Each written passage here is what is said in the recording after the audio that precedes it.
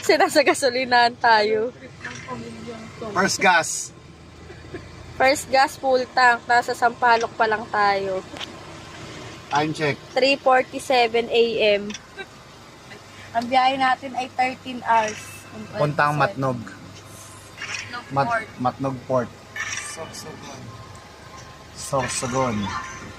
Nagpagas ako ng full tank. Pupunta ako ng Matnog. Tignan natin kung ang gas aabutin ng gas. Abot yan? Isang full tank abot? Nakailang full tank ka ba nun? Baka papunta natin abot yung punta. 13 hours biyahe. Buti Oh. pa si Kuya nakapa-eyelashes.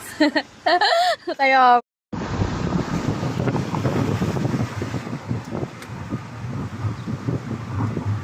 gabi na ulit. Bulkang Mayon. Saan? Magagabi na. Pero 3 hours pa biyahe namin.